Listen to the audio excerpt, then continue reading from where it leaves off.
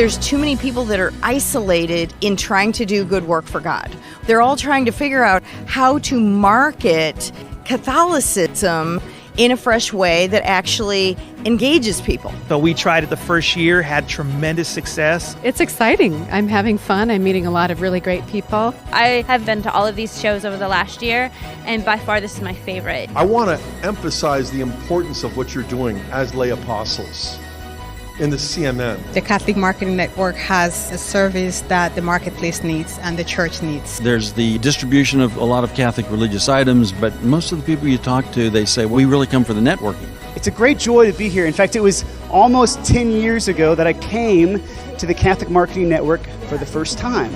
There was a friend and I putting out sacred music, and Ignatius Press picked it up and they showcased us, and before you know it, we had sold 20,000 copies to people like you. And that sprungboard a company that now has reach in about 8 different countries. I found really good and very interesting because I like when people come from everywhere and we can learn a lot. We come to show something, but they show us too. So that's an amazing. This is always one of my favorite events. I always love coming here and being here because it's such a synergy to be around like-minded people with the same ideals, the same love for the church. So it's beautiful.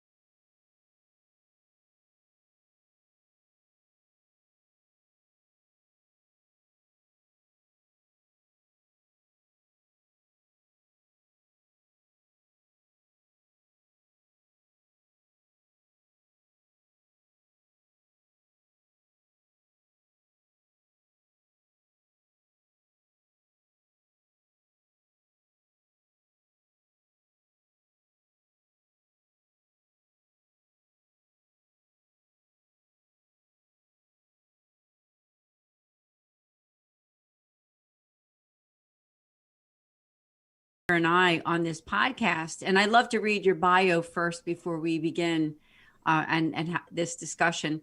That Brendan Lyons is a Catholic husband, father, and author of the pro-life children's book called I Can Hear Music. He's also the associate editor for the National Catholic Bioethics Center in Philadelphia and a lifelong resident of southeastern Pennsylvania. Again, welcome, Brendan. Thanks for joining us. Thanks for having me. And I should note that Anne is actually partially to thank for my position with the National Catholic Bioethics Center. I was laid off in over the summer, as a lot of people were last year, and without knowing quite what to do about it, I asked my friends. I put it publicly on Facebook if anybody knew where I could find a job. As it turned out, Anne did, or you knew somebody who did, correct? And so she sent my my resume out, and that's how I got my job. I ended up getting a job 2 weeks after I lost my job, which is kind of amazing, and one might say providential. And I think one of the things, I spent several years at my old job, not disliking the old job, but hoping I could find something more in tune with my Catholic faith. And 2 weeks after I got laid off from my old job, boom, there it is. Well, I have to say, it just means so much to me to have been able to play some kind of part. I can't really take credit because, God deserves the credit, because I saw it and I thought, what can I do? What can I do to help? So I'm glad that I could connect you with the right people. But, you yourself were the person that got that job. But I appreciate that you give me any kind of credit for helping you to connect the dots there and find employment, especially since you had a brand new baby and, of course, wanted to provide for your family. And why don't we start there, Brendan, because that's, your vocation as a husband and a father. And I know you're a relatively new dad because your daughter is only, I think you said 16 months old. So it's 14 months, but 14 months old. Yeah. Not quite there yet. Tell us more.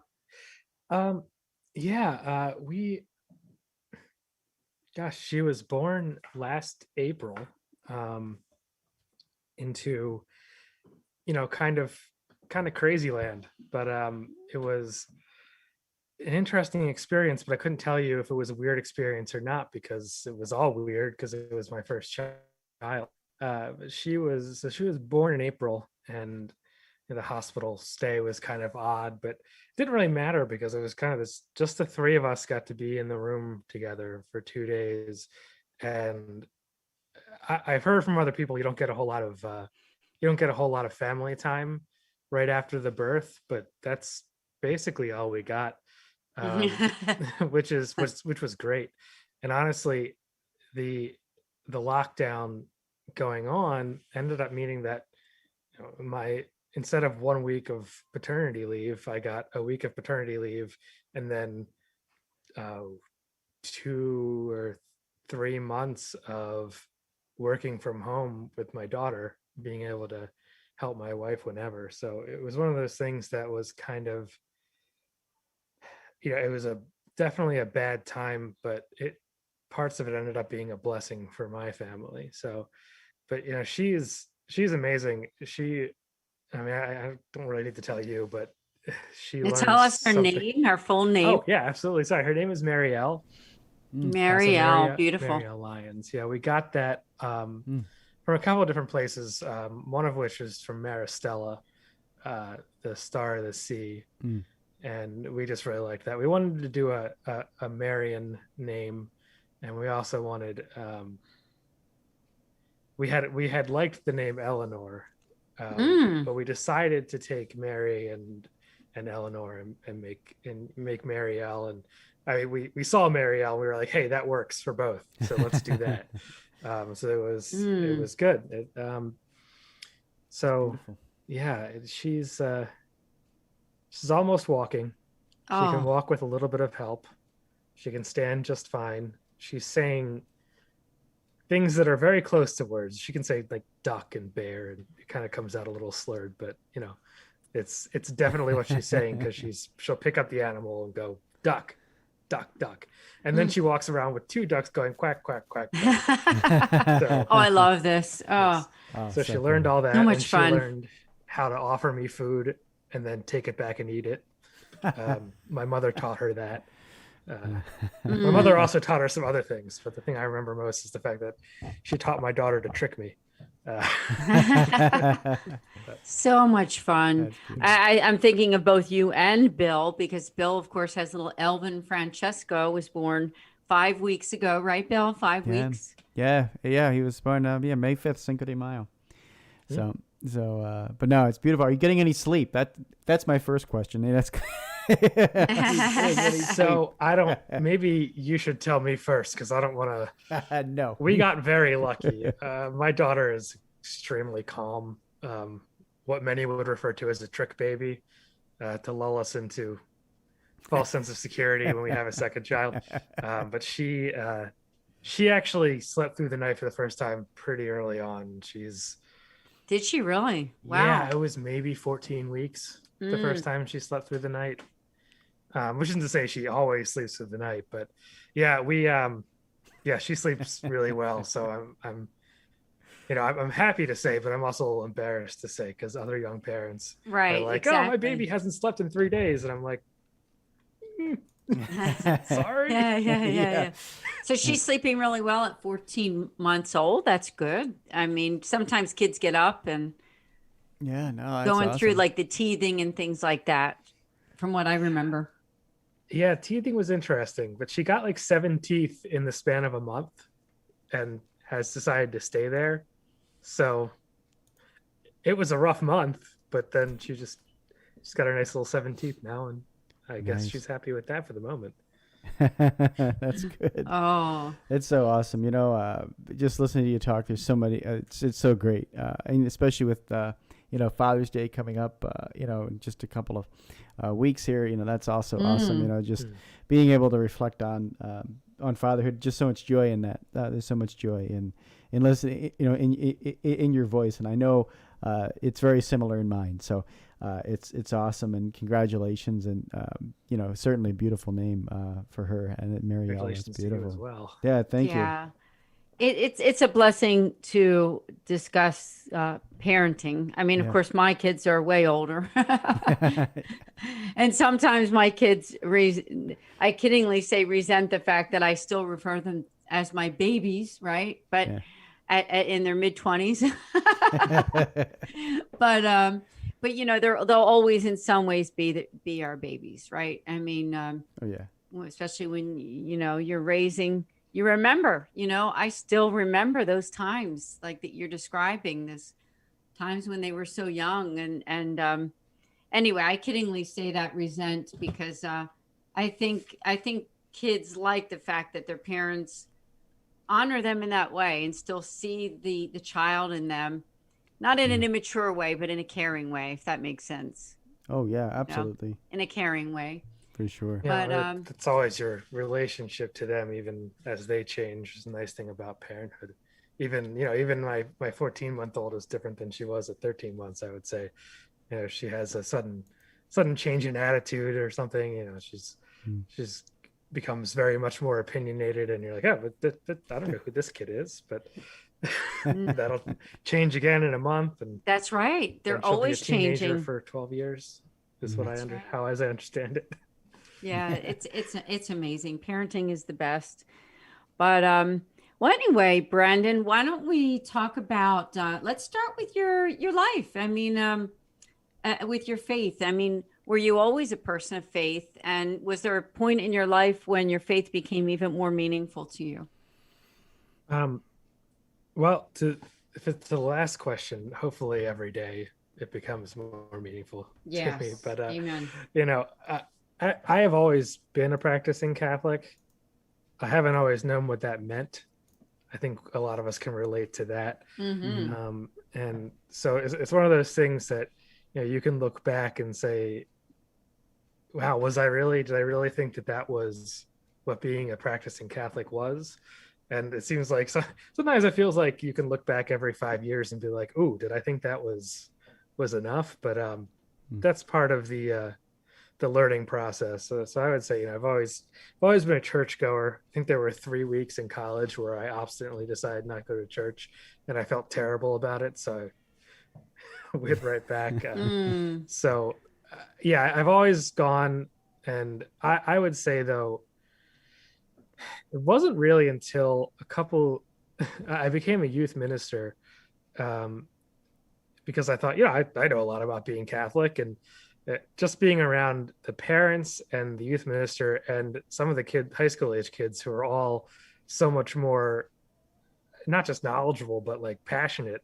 And I realized, wow, I mean, I'm not that, I'm not that on fire. I didn't realize I just had a little pilot light going. I thought I was a big flame of faith, but I realized, no, there's a lot more to go. And I realize frequently that there's a lot, the fire can get a lot bigger. Really, every time I feel like my faith has grown, it just takes you to the crest of the next hill to see the next mountain of how high faith can take you. And I don't mean that in like it seems an insurmountable thing. It's really like a lifting you up to greater heights idea. So yeah. Yeah, thanks awesome for sharing. I mean, it's another thing. I mean, I had a big smile when you said youth minister, because I think Bill might have something to say on that end. Another thing that you and Bill have in common, we'll say. Yeah, I spent some time in youth ministry, many years in youth ministry, and it was a joy in my life for certain as well. But yeah, I think the challenges of that also push you to a deeper faith, as you're just saying. When you realize, okay, my cup is just as dry. My cup is just as dry as some of these teenagers. And then you go, okay, well, God, now I need to move more into you and move deeper. And then you do kind of look back and you're like, well, I'm on that mountain, and wow, there's another mountain ahead of me that I can go up. And I think that's a great point, Brendan, because as faith leaders, I think it's always important that we are never short of learning more about our faith, and that we're never, we should never stop. I think there's a big temptation in ministry to say, I don't have to go learn more. I'm done learning. I think there's a really big temptation in it, especially when you're looking at, things like, having a regular podcast or writing books and all these things. Oh yeah, now I'm giving this back. I don't have to learn this stuff. No, you do need to be a participant. You do need to be in the pews every Sunday. You do need to be leading by example. Otherwise, you're not going to grow in your faith. And the idea is that we're constantly growing. The moment that we stop, I always know Bear Wozniak and a few other gentlemen that I know always say, if you're not moving forward, you're going to start moving backward. Yeah. Oh, yeah. And so it's so important. I think that's such a great point for our listeners to understand that if you're not moving forward, and it doesn't matter where you are, it doesn't matter how many, theology degrees you have or not, you got to be moving. You got to be moving forward in your personal faith life and your personal journey with Christ.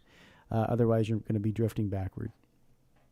Yeah, I would agree, Bill. And I think it also helps with any evangelization efforts that we have, right, as people, because it starts with us and our relationship with him and what our faith means to us and how we live it out. And on that note, when we talking with Brendan here, you wrote a book called I Can Hear Music. And I remember that when I interviewed you on the positive side, we talked a lot about the book. So tell our audience about I Can Hear Music, because I'm sure we have some people out there who are interested in not only learning more, but maybe even purchasing the book. Well, that was actually also a case of thinking you knew a little something about a subject and just looking into it and realizing exactly how much you didn't know, how much more there was. When we found out we were pregnant, we started using the What to Expect website, which is pretty helpful. It gives you a good overview of what's going on. I see you nodding. Yeah, yes. And it is very helpful. But so my my wife's a singer, and I'm a musician of varying instruments, none of which do I play amazingly. But music is huge. Growing up, it was huge for me. It's huge for my wife. And what I found out was exactly how much a baby could hear and when they could hear it. And it was way earlier than I thought. Yeah, I'm thinking, 36 weeks, the baby's basically ready to come out. Now it can hear me. No, not even. No, it's 23 weeks. The baby can start to hear the father on the outside. The inside sounds from the mother earlier than that. And by 30 weeks, you can hear, 32 weeks, you can hear the whole spectrum of a choir. Really, your hearing is pretty much there. So I was just taken aback by that. Not the least because the 24th week was like the day of the 24th week was Christmas Eve. And my father, since ever, has always read us the night before Christmas on Christmas Eve. And I realized that basically the day I was more or less assured that my baby would be able to hear my voice was the day that I would be able to read her 'Twas the Night Before Christmas. So that just really, I don't even, warmed my heart's not even enough of it. Like lit my heart on fire, I would say. It's just an amazing feeling. But I also realized that, hey, I'm amazed by this. I think other people would be too. And so what I ended up doing is I ended up writing down about the development of a baby in the womb. And as I tend to do, I made it rhyme. And I ended up with this book called I Can Hear Music. And it is a sort of a peek inside the womb as a baby can learn to hear. And it's a children's book. It's great to read to 1-2-year-olds. You could even read it to your child in the womb after 19-20 weeks because they would be able to hear. And kids start to learn language. They're not going to come out speaking, but they start to learn language and the sounds of voices. And the very start of that starts still in the womb. So there was one specific anecdote that happened actually after I had finished this book and after she was born. But my wife is a cantor at Mass, and the Sanctus is pretty similar she sung at 3 different churches while she was pregnant, and at least 2 of them had the same Sanctus. So she would sing that and the baby would kick in the womb. She would kick to the Sanctus. Other than that, she might move it, but if the Sanctus came on, always kick. So after she was born, we went into lockdown. So we were watching Mass on TV, and the baby, of course, Marielle wasn't super into watching television at that point, which is good. She wouldn't really follow the Mass except when the Sanctus played. Like all of a sudden she was looking up, she was craning her neck. She was trying to see where's that coming from? I know that. And she would do it week after week. So she really did. She remembered the sound of the Sanctus from before she was born to after. So that continuity is not necessarily something you think about, but it really tells you a lot about not just what they can hear in the womb, but who they are in the womb. My baby's love of a song, because she smiles, she likes it. Like she had a favorite song pre-birth. So, that's pretty amazing. And I thought that, that would be a great, not just parenthood message, but a great pro-life message as well. Because, it's a great reminder that we're a person before we're born. We're the same person after we're born. We're the person before we can hear too. Yeah. But it's that continuity there is, I think, really telling about the development, the very straight single line of development of the human being. Yeah, that's amazing. And that's a beautiful story too. A very good pro-life story, as you just mentioned. And something that I think we all can, or at least, fathers can relate to, mothers can relate to.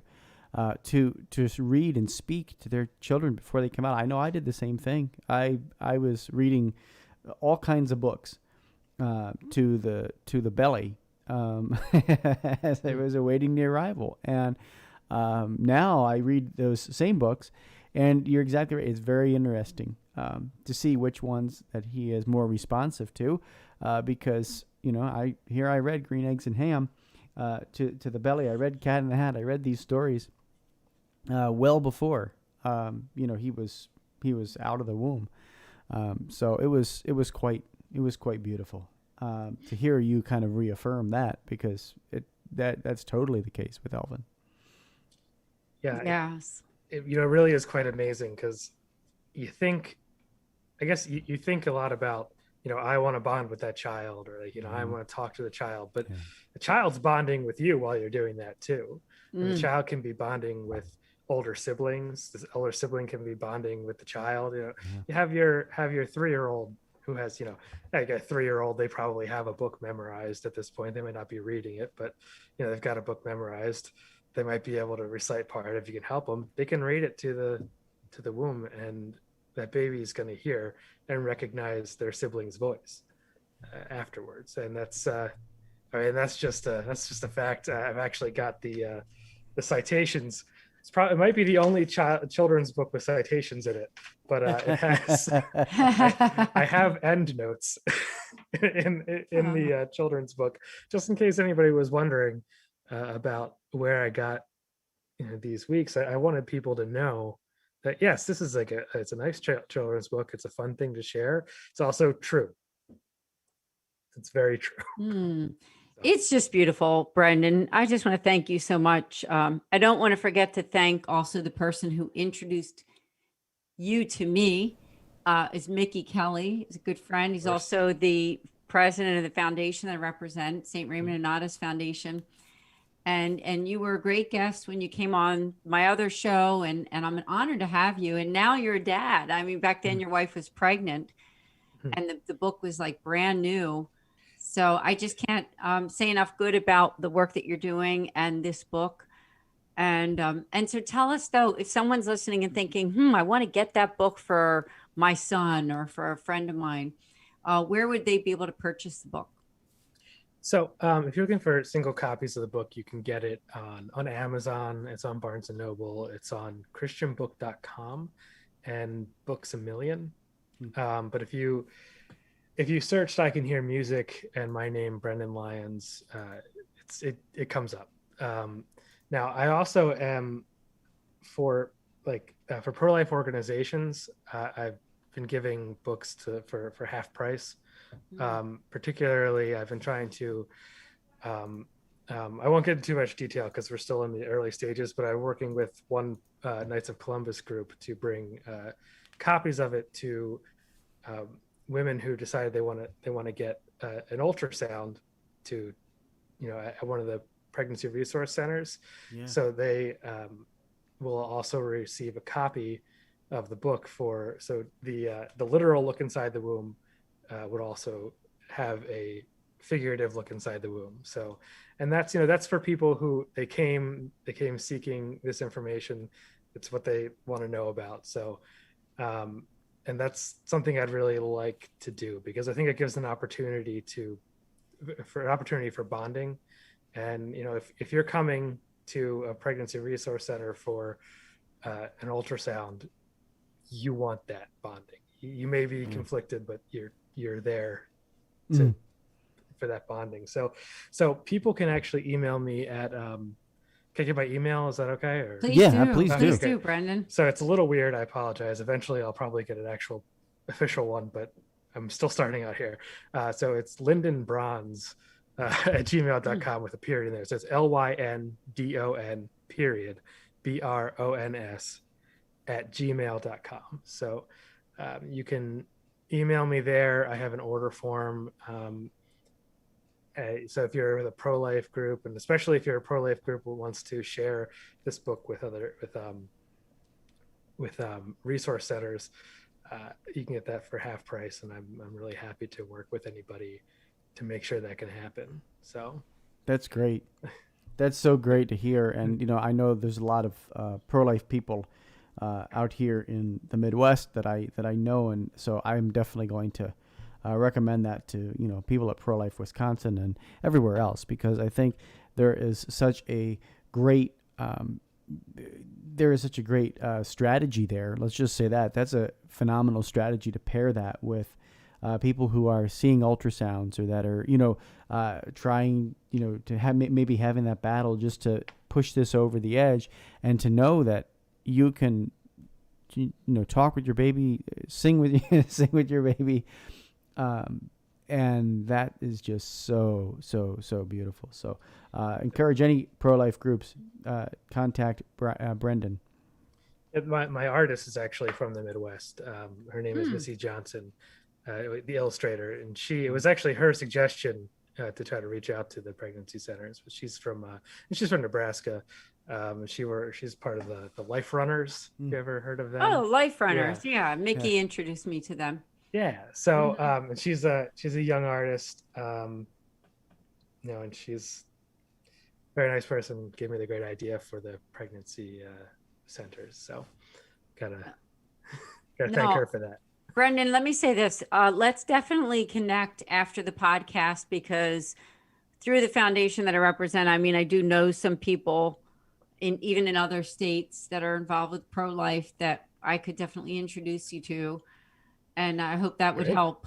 Yeah, because I think it's amazing. I just, I love this idea that the book would go to women that are getting that ultrasound, and especially women who are thinking about in any way, shape, or form about an abortion. Wouldn't it be great for them to read that book and get a hold of it and be able to see that, that baby can hear, that baby is alive, that baby is your baby.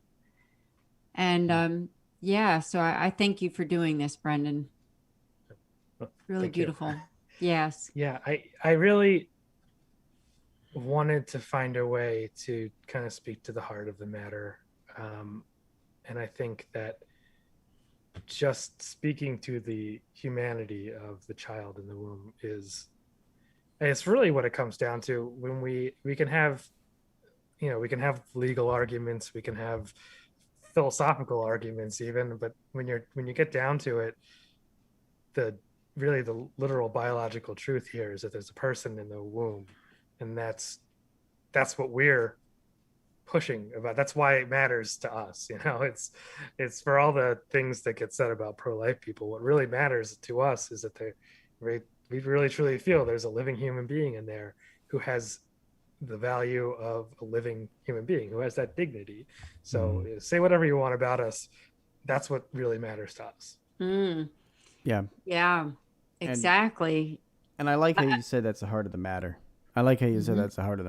Brendan, because I think we can often get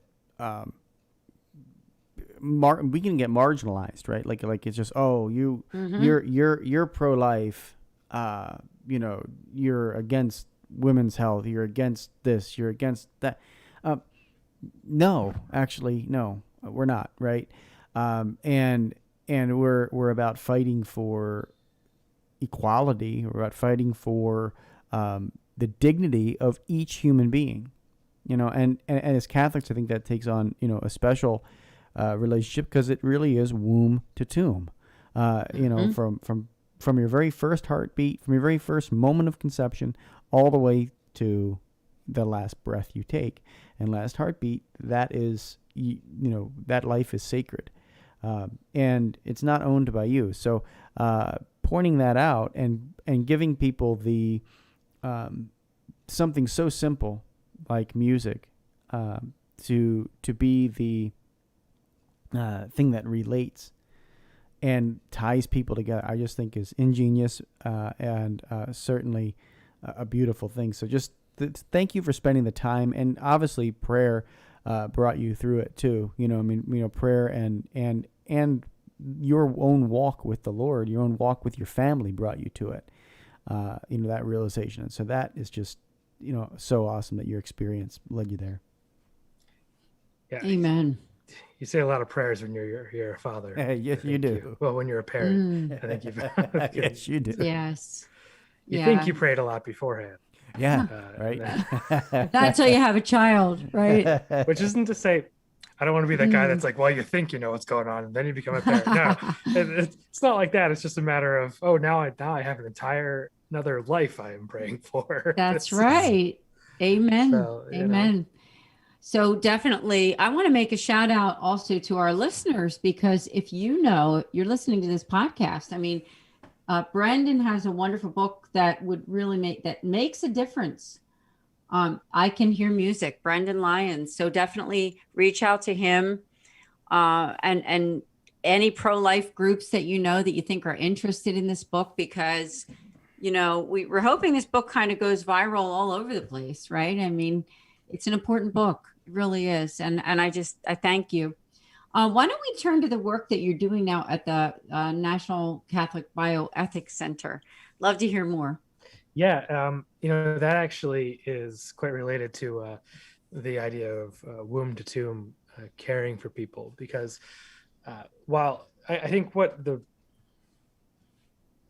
biggest things the National Catholic Bioethics Center does is these consults for people in healthcare, and really anybody who has a question about bioethics or just ethical practices in medicine, or it could even be like if you're putting together an advanced care directive or something like that, you can call up and say, hey,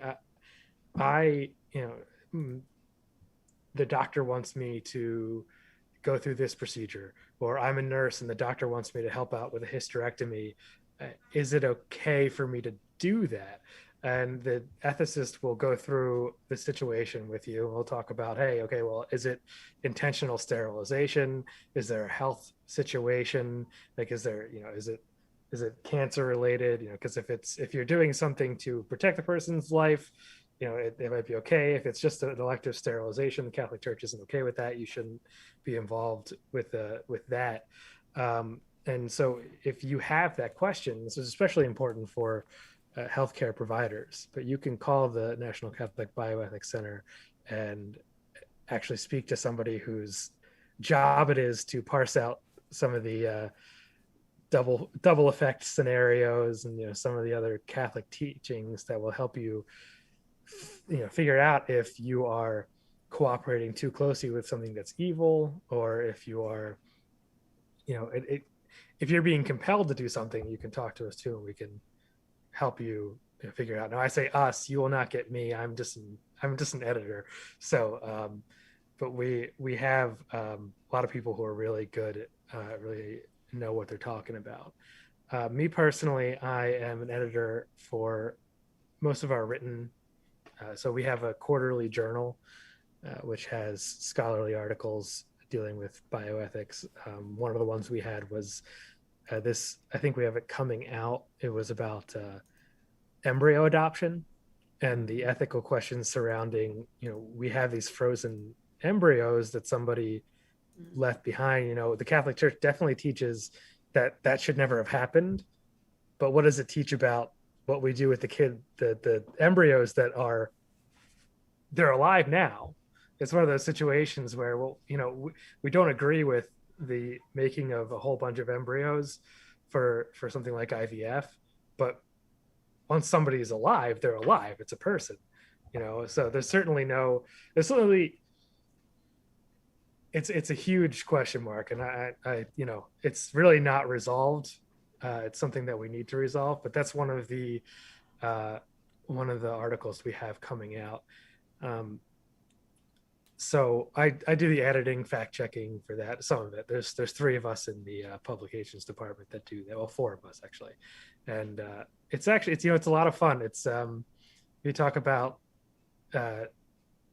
finding out just how much you didn't know. I went to Villanova. I had a nice little classics philosophy and theology education for like 2 semesters. And then I got it, which is nothing against Villanova. That's pretty much what everybody does. And it was great. It was very informative. I got here and it's like, okay, you're going to need these 12 books on Aquinas because they're all going to come up in the first thing you edit. So all of a sudden I'm going from having a nice little survey in Catholic ethics to pulling up some of the deepest pieces of writing in Catholic history. So it's interesting. I'm learning a lot every day, which is exhausting, but I like it. That's awesome, and that's great work. So thank you for doing that work too, because thinking through some of those incredibly difficult topics and being able to have a reasonable, rational, and truth-based discussion about some of those sticky areas is very important. Because there's a lot of people out there that look at this and go, oh, you know what? Is it okay if we do this? Is it okay if we know? Like there are big issues, and I know that there are ordinary pastors and ordinary parishioners that just don't know where to turn for answers like that, and they've thought about it, they've examined their conscience, and we're saying that these are Catholics in good standing, they want to be good Catholics, and they still have questions about what does the church teach about these really difficult life-related issues. Bioethics is one of the hardest things to, I think, wrap your head around in today's culture. I mean, I think it's probably the number one most difficult thing to wrap your head around, and be able to come back and have a rational discussion with somebody about because there's certainly a lot of, on both sides, right? There's certainly a lot of people impassioned about their side, right? And so having the resources that you have and that you work on and that you edit and create and then send out are so very important for Catholics just to be educated, be able to turn to. So as you said, nurses, doctors, people like that to turn to and really say, what do I do with this? How do I, participate? That's awesome. So thank you for doing that great work. Yeah, well, I'm happy to do it. I'm, like I said, I'm just trying to help people. Most of what I do is either small stuff like making sure the sentence structure works, or occasionally we'll help somebody make an argument. Our production manager is really good at fostering an okay argument, turning it into like a really good point that's well researched. And it's funny because he'll come in, he's been doing this for 5 years, and then the editor-in-chief's been doing this for I'm not sure how long, like 20 years maybe. But like every once in a while, one of us will walk into the other person's office and be like, hey, what about this issue? And we'll all just kind of sit there and be like it's not surprising that I'm not sure, but we'll have to sit there and be like, that's actually really tough. So wow. Yeah. And everybody at the center, I mean, I've been there the shortest amount of time. I've been there a couple of months, but most everybody's been there for years. And you still run into moments where you're like, we really need to sit down and think about that. So of course, I mean, when you're a doctor or a nurse or a priest, or like, if that's not, that's what we think about all day. And that's, if you've got other stuff you have to think about, like most people do, you might not be able to be like, have the time to sit down and be like, geez, this is a heavy subject. Right. Or do all kinds of research, Right. So I think it's great work that you're doing. And as you said at the very beginning, it makes me feel even more honored that I had played some kind of part to connect the dots to help you find this job. So I just think that's an amazing thing. Now, I'm sure somebody's listening and thinking that they want to get more information about it. Yeah. So if somebody's listening and wants to connect, they have a question or whatever, like what would be the best way to get in touch?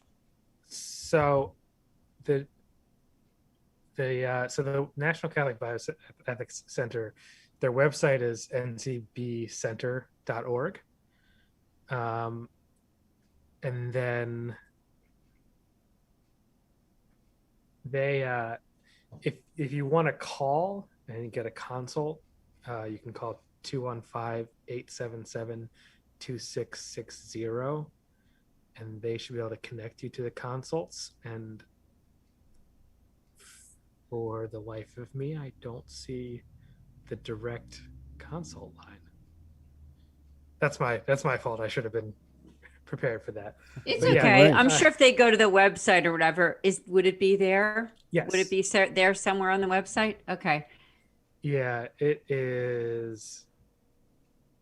Yes, it is on the website. So you can actually, yeah.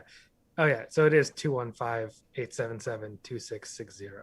Oh, good. Thank and they you, also Brendan. have consults at ncbcenter.org. And there's a form we can fill out as well. So if you go to the first page, there's a little oval that says "Ask an Ethicist," and if you click on that, that'll give you all the information you would need for that. What a great organization! And I know it's right in Philadelphia, and as you and I are in the Philadelphia area, but it's a national. I mean, it's a national Catholic bioethics center, so they're available for anybody, anywhere. So. Yeah, anywhere in the United, we get calls from anywhere in the United States, and there's usually somebody on the phone, and if there isn't, leave a message, get back to you pretty quickly. Then it's a great group of people. Our president, I believe, is on the Archdiocese of Philadelphia Life Council. I keep forgetting what it's called, but the Pro-Life Council. Mm-hmm. So, and that's we're really involved in not just we're involved in magisterial type work as well. So we work with bishops. The way I think of it is they're really there for helping people make the right call on tough bioethical questions. So and I'm really they happen those questions. So especially the more we get into all of these changes that we've been seeing with bioethics that people are sort of accepting now in society. So the more that we see those things, the more we need places like the National Catholic Bioethics Center. Yeah, because it's difficult. A lot of the we just have just today our monthly periodical Ethics and Medics went out for June, and one of the articles in there was about New Mexico just passed a law regarding I guess they call it the right to die. It's physician assisted suicide is what it is. They're trying to avoid using that phrase anymore. We like to try to sanitize things with the terms we use, but it talked about the law itself. It says you don't have to do it, but there's a clause in there about referring to somebody else if you won't do it. And that's fairly common, even when in abortion situations as well. There are laws that say you're supposed to refer someone to somebody who will do something that you consider unethical, which unfortunately doesn't really work for you. If you are referring someone to get an unethical procedure, you're cooperating in the procurement of that procedure, and so you're still culpable to a lesser extent, but you're still culpable, and it's still a sin to help somebody else find someone to help them kill themselves. And I know the culture is not going to always agree with that, and there's lots of people, but frankly the Catholic Church teaching is you can't help somebody end their own life, and you can't intentionally end a person's life. It's an innocent person. You can't do that. So it's difficult, and people on the other side of the issue will say, well, you don't have to do it, you just have to help somebody else do it, which is that's not really much better. Well, sad to say, I hate to say it, but some people, nobody wants to be the one to say no, but you know what? Somebody's got to do it. Somebody has to do it and say, you know what? Wrong is wrong. That's all. Right. And I can't help you. I can't help you to do what you want to do. So I just think, I think that what you're doing and what the National Catholic Bioethics Center is doing is amazing. So now we're coming close to the end of the podcast. I want to make sure to give you an opportunity, Brendan, if there's something that you want to tell our listeners about, something that's going on for you this year, or any other like call to action that you want people to know about, please do tell us. Well, if there's any particularly big comic book nerds out there, my friend John Comiskey and I are launching tomorrow. Is the first? It's episode 0, podcast called Super Humana Vitae, wherein we take some classic comics, talk about events in them, and kind of compare them with Christian ethics. Mainly Catholic ethics. We're both Catholic, but we went Christian ethics just to open it up a little bit. Right. Exactly. But so we're going to be talking about. We actually just introduced ourselves in the first episode, but so we're going to talk about issues, and acts and events in comic books, and put them in a frame of, was that illicit activity? Was that appropriate? Was that argument of why it was okay to do something actually, does that jive with Catholic teaching? So it is supposed to be fun. We've had a lot of fun doing it. So that's tomorrow, Super Humana Vitae. It'll be out in the morning on Apple Podcasts. So cool. That's exciting. Oh Bill had a big smile when you were talking, when you started to talk about it, because I know that he likes that too. Oh, I'm a geek. I'm a geek at the core of me. I didn't get too much into comic books when I was a kid, but I'm just a geek in general. So that's an awesome. It's an awesome way to relate to the faith, and I know there's a lot of people out there that will totally love it. So including myself. So that's awesome, and I wish you best of luck with that podcast, because I think you'll have a big following on it. Super Humana Vitae. That's a great name for it. And where do they find it again? Like Brendan, what would they search? So it would be on Apple Podcasts. So if you just search Super Humana Vitae. Super Humana Vitae. Okay. It's it's just the encyclical with super in front of it, because nerdiness. Oh no, I can't wait for you, Brendan. That's amazing. No, we're gonna have to have you back again. You're an amazing guest. I was very excited to have you as a guest on this podcast, and also for you to meet Bill, because you're both you're somewhat of a new father, and Bill's a brand new dad. So it still feels like I'm brand new. So. Well, awesome. Thank you, Brendan. Thanks for being a guest on Sowing Hope. Yeah, thank you. Thanks and this has been so much fun, folks. And so it is awesome to be back with you live on YouTube, and wherever you're listening to the podcast. Thank you for tuning in. It can be found anywhere podcasts are found, but we really do appreciate you listening, and know that you can always follow, friend, and like us on any social media. Just search for Sowing Hope Podcast, and you will find it on any social media. Email us, sowinghope@patchworkheart.org. And we always love to hear from our listeners and whatnot. And do that if you missed any of the links or any things that Brendan was talking about. Make sure you email us, and we'll put it in the show notes as well. But until next time, from all of us here at Patchwork Heart Ministry, keep beating to your Catholic heart. Thanks for listening to this episode of Sowing Hope on Patchwork Heart Radio. For more information about this podcast and our ministries, visit our websites, patchworkheart.org and andesantis.com. You can also follow and interact with us on Twitter at PWH Ministry or Andy Santis 2.